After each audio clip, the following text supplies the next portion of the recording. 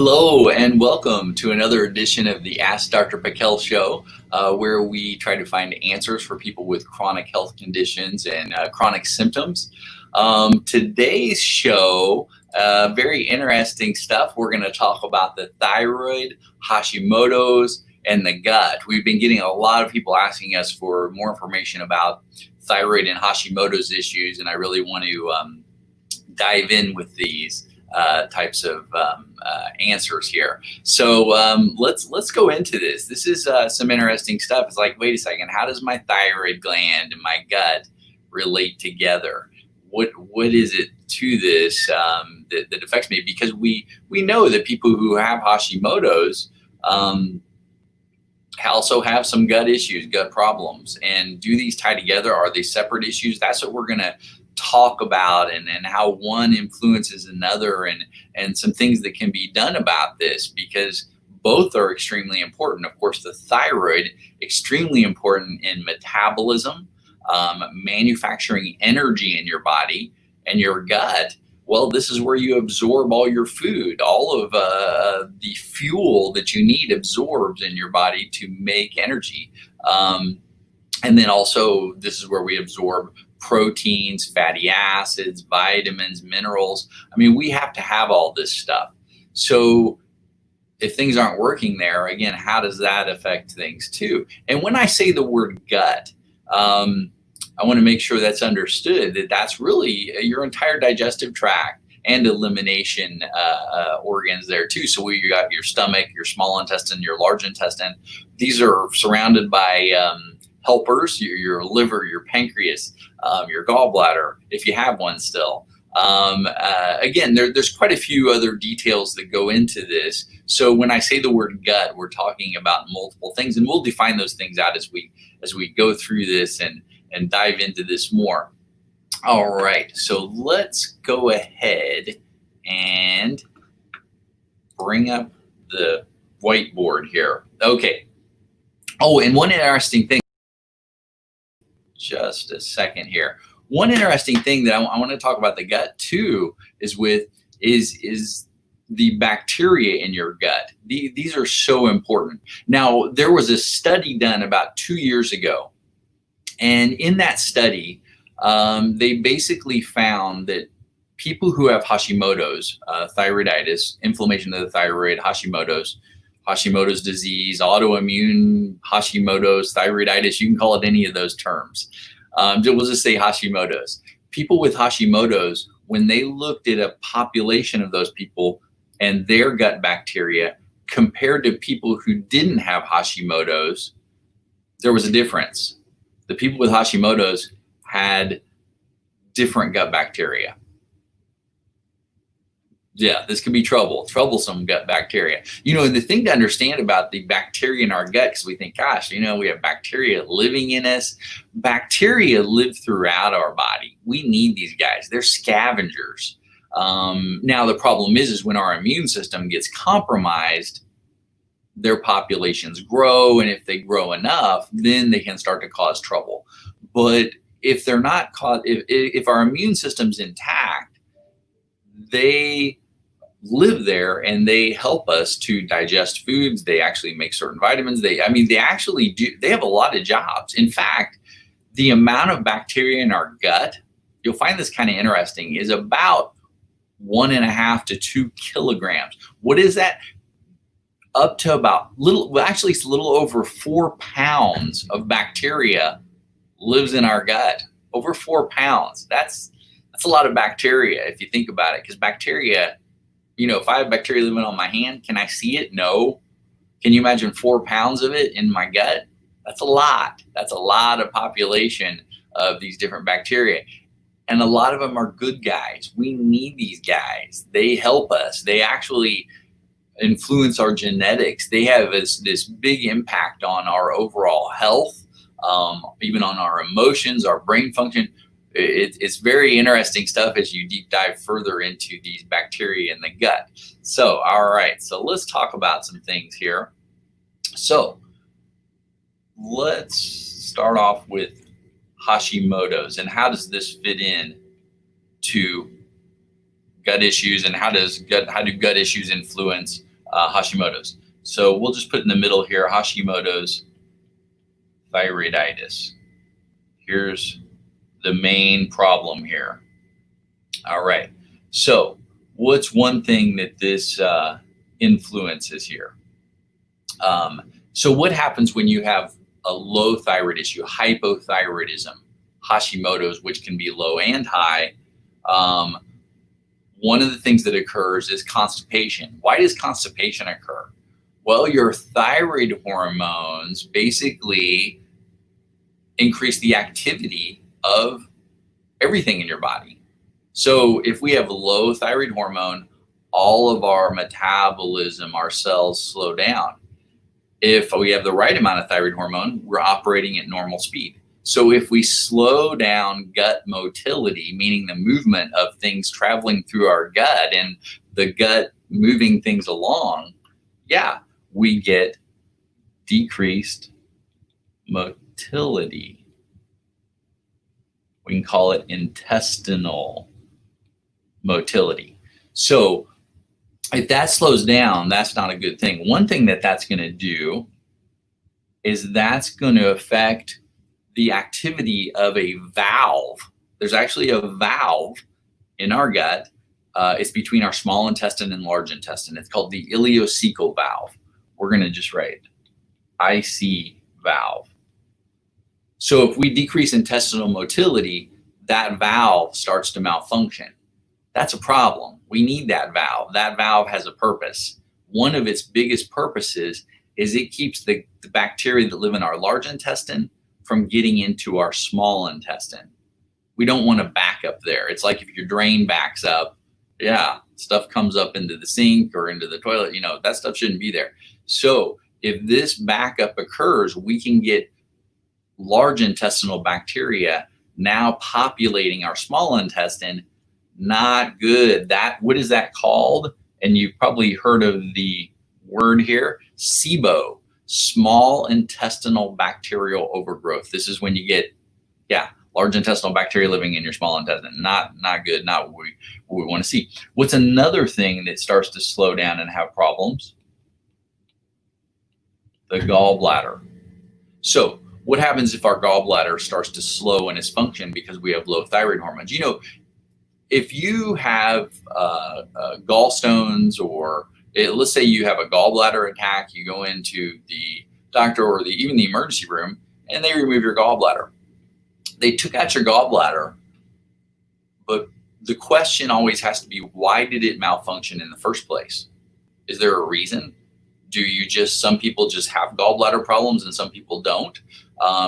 Do we just take our gallbladders out because we think they're just unnecessary? So I'm sorry to get on my little soapbox there, but you got to ask why on these types of things. So the gallbladder has purposes. And in fact, in research now, they're finding the gallbladder has even more purposes.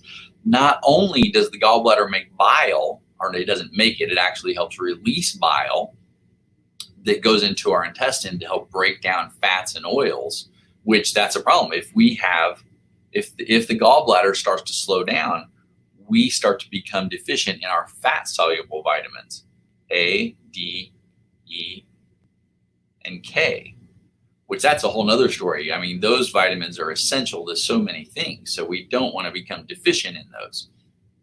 Also, they're finding out in the research that this gallbladder, the bile acids that are released, these bile salts, we'll call them, these bile salts not only, again, help to break down fats and oils, but they affect other digestive processes. They affect bacteria in our gut. They actually play a part in thyroid hormone metabolism. So drug metabolism. So there's all kinds of factors that go into this. So pretty important.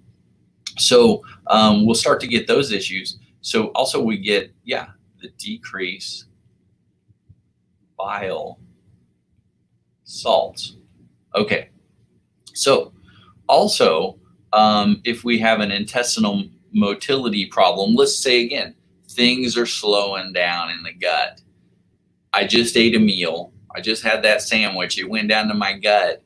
What's happening there? Well, It's not really digesting very well because things aren't moving along. Because also, if we slow down, the entire digestive tract would also slows down.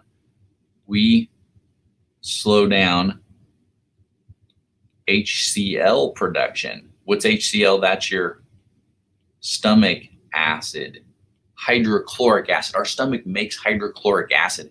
This helps us to break down the foods we eat so we can digest them. So if we slow that process down, we get decreased hydrochloric acid. So now my food doesn't digest as well. What can this cause? Reflux, heartburn. You know, when the commercials, they say, oh, you got too much acid. Well, that's not too much of the hydrochloric acid that you make. That's the acid that's secondary to fermentation. So what happens with this when we get decreased motility? We get increased bacterial growth, and we get increased yeast fermentation. And also, if you don't have enough hydrochloric acid, your food ferments. So what happens? We eat that sandwich, goes to our stomach, it's not digesting well. The inside of our body is close to 100 degrees. So what's going to happen to food that's kind of being stagnant in our gut? It starts to rot. It starts to ferment. And when food ferments, that makes gases and it makes bad acids. The bad acids can give us heartburn, reflux, all these things. The gases that get released, yeah, they have to escape up or down. You know, we either burp or we fart. So again, it's going to create some problems. But that fermenting food, is it going to absorb and digest very well? No. If our gut motility decreases, is that going to cause constipation? Maybe. From it not digesting properly and fermenting, is it going to, or even reacting to these foods, is that going to cause diarrhea? Maybe. You could have both. You could have one or the other. Not a good thing. Where's a lot of this coming from? Thyroid malfunction. So what's the other thing that happens is if we're getting, because we're not making enough acid, food is just stagnating, fermenting, rotting in our gut. Yeah, we start to get some bacterial growth that shouldn't occur. Some of the bad bacteria or some of the bacteria that are usually just scavengers start to say, hey, there's a party going on over there. There's some bacteria love this kind of stuff. So does yeast and fungal issues. So then we start to get from this dysbiosis. Dysbiosis is a fancy word saying, hey, now we've got unequal populations of bacteria living in our gut.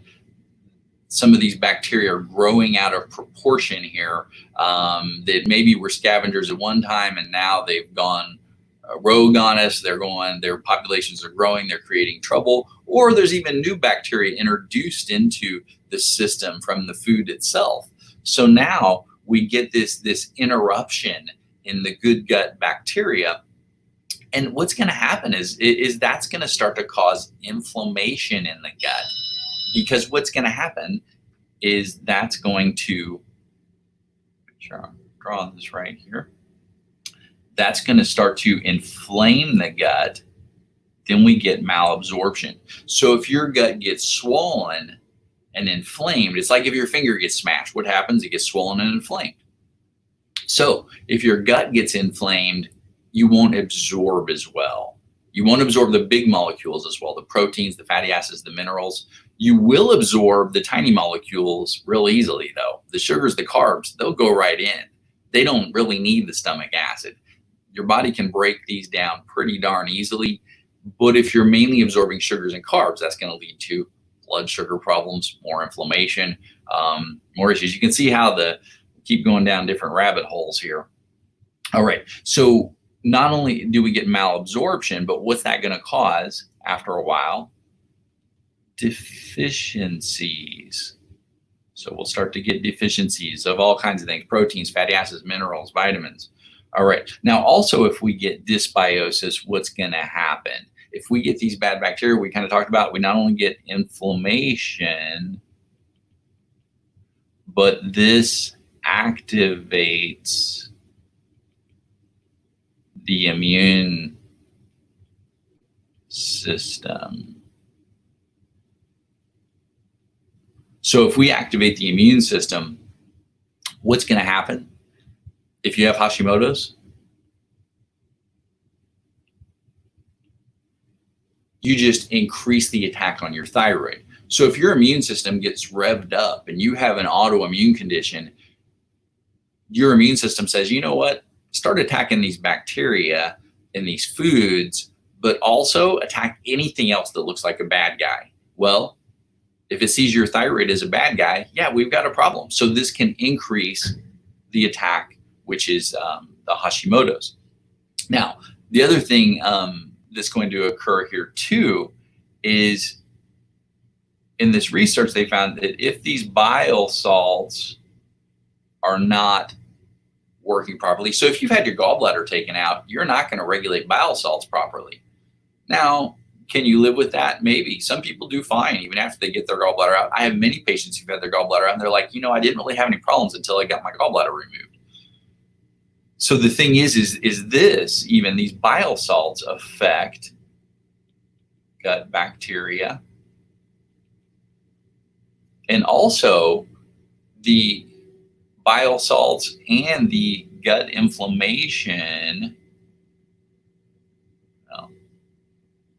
together, these start to affect, this can impair your T4 to T3 conversion. In one of our past videos, we talked more about the basics of thyroid hormones. And you remember T4 is mainly what your thyroid makes, the biggest percentage. T4 doesn't really do a lot. It goes down to two places, your liver and your gut, which are both part of your digestive tract and your gut that we talk about here. So if we have inflammation here, if we have this occurring here, now we decrease that conversion of T4 to T3, which is a problem. Also, if the gut's inflamed, if we're not making these bile salts, what happens if you take thyroid hormone? Because a lot of people with Hashimoto's have to take thyroid hormone. Their thyroid just can't do it. Whether it be natural thyroid hormone, synthetic thyroid hormone, what's going to happen? You're going to decrease absorption. Or it's like, let's put that, of your thyroid hormones. So it's like, hey, I'm taking my thyroid hormones. The doctor prescribed thyroid hormones. I'm taking them, not absorbing them well. They aren't working that good. Can we up the dose? You see what I mean? So this is a problem. And then also, our body normally has iodine in it. And that's what thyroid hormones are made of, is iodine. So we have a protein attached to iodine molecules. So when it says T4 or T3, what does that 4 stand for? That's the amount of iodine molecules attached to that molecule. So T3 is only 3 iodines. But there's also what we call iodine recycling. Our body reuses the iodine, so we always have plenty. But if the gut isn't working right, if these bile salts aren't working right, we change that recycling also. And that's a major issue there. So what's another thing is if the gut starts to get inflamed, has problems, now the diversity of bacteria is altered. Now, you'll probably hear this more and more, this research term, they call it the microbiome. Everybody has a microbiome, which is, the bacteria in our gut. If you've ever looked at like an aquarium, or you've looked at like, if you've been scuba diving, if you've seen underwater in the ocean, and you look like at a coral reef, there's all these different populations of fish. There's just, you can look over here and there's a color of different fish here. There's fish here, there's fish here. Thousands and thousands of fish. And they all just kind of live in this environment. They all just kind of cohabitate in this coral reef. Let's say we're at the coral reef. And so they've had this diversity all going on here. All these different fish moving and living together, functioning differently even or together. And think of that as these bacteria in your gut. They're living in this environment, and I think they really enjoy it. But the thing is, though, is there is this diversity that we need called the microbiome, and this microbiome, they're finding in the research that everybody's microbiome is a little different.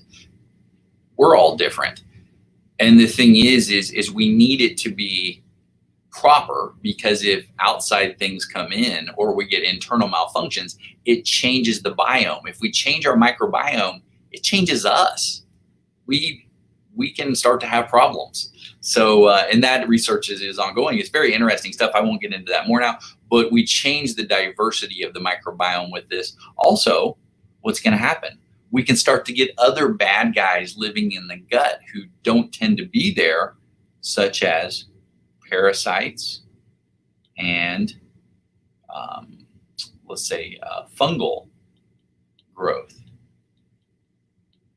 That would be like your candida and some of these other funguses and yeasts that can grow in the gut. So again, we don't want these guys. Now again, everybody has a little bit of candida living in their gut. What happens is if your immune system's compromised or inflammation rises, candida starts to grow, and then we get problems. Parasites, there's already parasites that live in there. Some of these are just part of almost our normal flora, but there are some bad parasites, some bad guys that can create a lot of trouble. We don't want these. So again, but if you inflame things, you cause your immune system to become compromised due to other things in your system, such as heavy metals, chemicals, some of these other infectious agents that your immune system's fighting and it's not winning the battle, the immune system starts to be compromised, and then we start to get problems. So again, if this whole conundrum of issues is occurring due to the thyroid affecting the gut, and now the gut affecting the thyroid, we get this whole chain of events that just keeps occurring. All right, let me switch back over here. All right, so we've got to say, okay, what can we do about this? Well, first of all, I think it's looking at, okay, do you have Hashimoto's? Yeah, okay, if you do, and you're probably watching this if you do, or maybe you just have hypothyroidism. And I would say in the United States, the highest percentage of people who have hypothyroidism have Hashimoto's. A lot of it's been undiagnosed. Estimates are very high, even up into the 90% of people with hypothyroidism have Hashimoto's, which means my immune system is attacking my thyroid gland. Again, why is it doing that? Well, there's different potential reasons, but and your immune system can make antibodies for your own thyroid, which it does, but the other side of that is your immune system actually attacking something that can't be seen on blood tests, such as heavy metals, chemicals, things that don't show up on your typical tests that doctors will run. So these are the things we've got to look for, because if they're compromising the immune system there, not only are they compromising it there, but they can compromise it in other areas too. So looking at the thyroid, also looking at the gut. What's living in the gut? Are there some bad guys in there? Is there some yeast or fungal issues? Is there parasites? Is there bacterial overgrowth? Getting these things under control, getting the fire out in the house. Because right now, if all these bad guys are living in there and creating problems and you have Hashimoto's, there's a fire in the house. And you can't start to fix the house till you put the fire out. So that's kind of a number one. We've got to get rid of some bad guys. And that's the thing, is you could take probiotics to try to restore some of those good gut bacteria. But if the gut's inflamed enough and it's not functioning enough, a lot of those probiotics can actually end up in the toilet. There's actually some other theories with probiotics too, and that they can cause trouble. And also probiotic overuse can even cause trouble too. So probiotics have really been on the radar lately, and you're seeing a lot of them come out, and doctors just saying, hey, take this one, take this one, take this one. Well, how do you know you need this one, or this one? Or if it's got billion different colonies in it, how do you know they're all the right ones for your microbiome? So we've got to look at this a little more specifically. But I hope that helped you understand how Hashimoto's affects the gut affects Hashimoto's. It all is this thing that can spiral out of control. Let's go over to, all right, we've got some good comments there. Hi, Shelly. Hi, Sarah. Glad you're enjoying everything. All right. Well, I hope everybody enjoyed today, and don't hesitate to share us on Facebook or on YouTube. We're on both, but share us, let everybody else know, and have a great day. God bless, and talk to you soon.